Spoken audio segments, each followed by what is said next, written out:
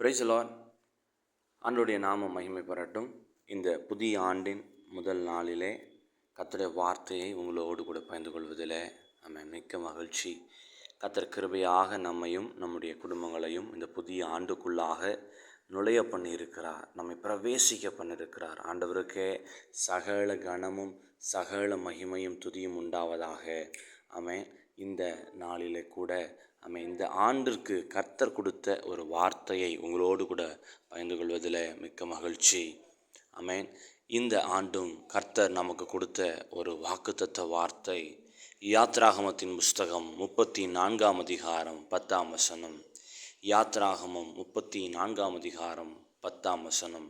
இதோ நான் ஒரு உடன்படிக்கை பண்ணுகிறேன், எந்த ஜாதியினிடத்திலும் செய்யப்படாத, பூமி எங்கும் எந்த ஜாதியினிடத்திலும் செய்யப்படாத அதிசயங்களை நான் செய்வேன். நான் உன்னோடே கூட இருந்து செய்யும் காரியம் அது பயங்கரமாக இருக்கும். தேவன் ஆண்டவராகிய கர்த்தர் இந்த ஆண்டில் நம்மை பார்த்து சொல்லுகிறார், இந்த ஆண்டில் கர்த்தர் செய்ய போகிற காரியங்கள் அது யதார்த்தமாக இருக்காது, அது சாதாரணமாக இருக்காது. அவைகள் எப்படிப்பட்டவைகளாக இருக்கும் என்றால் அவைகள் அசாதாரணமானவைகளாய் பயங்கரமானவைகளாக இருக்கும். ஹல்லேலூயா. உங்கள் வாழ்க்கையில் கர்த்தர் இந்த ஆண்டில் செய்கிற காரியங்கள் அது பயங்கரமாக இருக்கும், அது மகிமையாக இருக்கும். நம்முடைய புத்திக்கு எட்டாத காரியங்களாக இருக்கும். கர்த்தர் செய்கிற காரியங்கள் அவைகள் பயங்கரமானவைகள். இந்த ஆண்டில் உங்கள் வாழ்க்கையில் உங்கள் குடும்பத்தில், உங்கள் ஊழியத்தில், உங்கள் வேலை, உங்கள் பிஸ்னஸில் அவர் இந்த ஆண்டில் செய்கிற காரியங்கள் நான் கர்த்தருக்குள்ள தாழ்மையாக விசுவாசிக்கிறேன், அவைகள் பயங்கரமாக இருக்கும். கர்த்தர் செய்கிற காரியங்கள் பயங்கரமாக இருக்கும். கொஞ்சம் நீ யோசித்து பாருங்கள். ஒரு மனிதன் செய்கிற காரியங்கள் அது சாதாரணமானவைகள். ஆனால் தேவன் ஒன்று செய்வார் அப்படின்னா அது எவ்வளோ பயங்கரமாக இருக்கும், எவ்வளோ மகிமையானதாக இருக்கும். ஆனால் அதே தேவன் சொல்லுகிறார், நான் செய்ய போகிற காரியங்கள் பயங்கரமாக இருக்கும். ஆண்டவர் நார்மலாக செஞ்சாலே அது பயங்கரமாக தான் இருக்கும். ஆனால் ஆண்டவர் பயங்கரமாக செய்ய போகிறேன்னு சொன்னால் அது எவ்வளோ பயங்கரமாக இருக்கும். சற்று யோசித்து பாருங்கள். நம்முடைய வாழ்க்கையில் கர்த்தர் இந்த ஆண்டில் பயங்கரமான காரியங்களை அவர் செய்ய போகிறார். அவர் செய்ய போகிறார். மோசேக்கு தெரிந்த எகிப்தினுடைய சகல சாஸ்திரங்களும் இப்பொழுது மறந்து போயிருக்கலாம். பேச்சு சரியாக வராமல் இருக்கலாம். ஸ்தோத்திரம். ஆனாலும் கூட பாருங்கள், கர்த்தர் இந்த மோசேக்கு முன்பாக அவர் செய்த காரியங்கள் பயங்கரமானவைகள். இந்த மோசேக்கு முன்பாக ராஜாக்கள் ஸ்தோத்திரம் முறியடிக்கப்பட்டார்கள். இயற்கை ஸ்தோத்திரம் அது திக்கி திணறியது.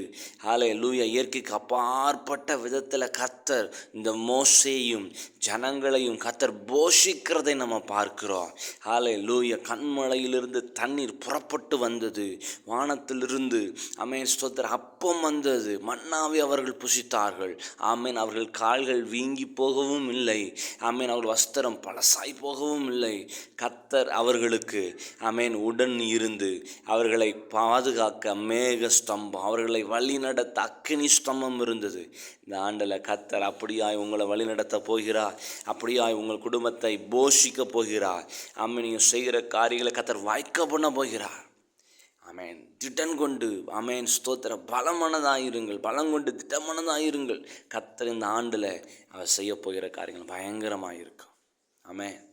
இந்த மோசேயை குறித்து இந்த காரியங்களை குறித்து சங்கீதங்களின் புஸ்தகம் 103ஆம் சங்கீதம் 7ஆம் வசனத்தில் அழகா நம்ம ஏற்கனவே தியானித்திருக்கிறோம். அவர் மோசேக்கு தமது வழியையும் இஸ்ரவேல் புத்திரருக்கு முன்பாக தமது கிரியைகளையும் வெளிப்படுத்தினார். நம்ம ஏற்கனவே தியானித்திருக்கிறோம் கர்த்தருடைய பிரதான கிருபையினால். அதனால் கர்த்தர் நம்முடைய வாழ்க்கையில் பயங்கரமான காரியங்களை செய்யணும்னா நம்ம செய்ய வேண்டியது என்ன? அவர் நமக்கு காண்பிக்கிற வழிகளிலே நாம் நடக்க வேண்டும்.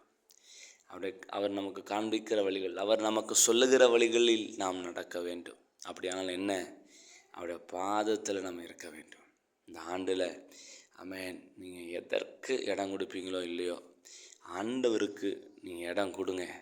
இந்த செய்தியை முதல் முறையாக நீங்கள் கேட்டுக்கிட்டு இருக்கீங்க.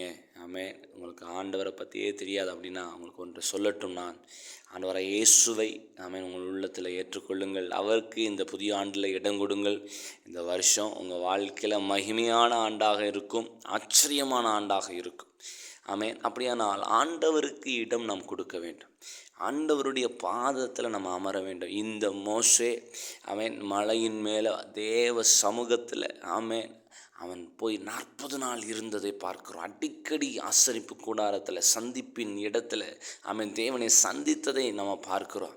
ஆனால் பாருங்கள், அப்படிப்பட்ட மோசைக்கு முன்பாக எந்த ஜனங்களும் நிற்க முடியல. எந்த ஜனங்கள் கல்லெடுக்க அடிக்கடி கல்லெடுக்க துணிந்தார்களோ அந்த ஜனங்கள் இந்த மோசைக்கு முன்பாக வந்து பயந்து நிற்கிறார்கள். ஆமென். மோசையின் முகம் பிரகாசமாக இருந்துச்சு. இந்த ஆண்டு நான் விசுவாசிக்கிறேன் உங்கள் முகம் பிரகாசிக்கும், உங்கள் ஊழியம் பிரகாசிக்கும், உங்கள் வாழ்க்கை பிரகாசிக்கும். கர்த்தர் இந்த ஆண்டில் உங்களை பிரகாசிக்க பண்ணுவார். ஹல்லேலூயா. நம்ம செய்ய வேண்டியது ஒன்று தான், அவருடைய பாதத்தில் நம்ம அமர்ந்திருக்க வேண்டும்.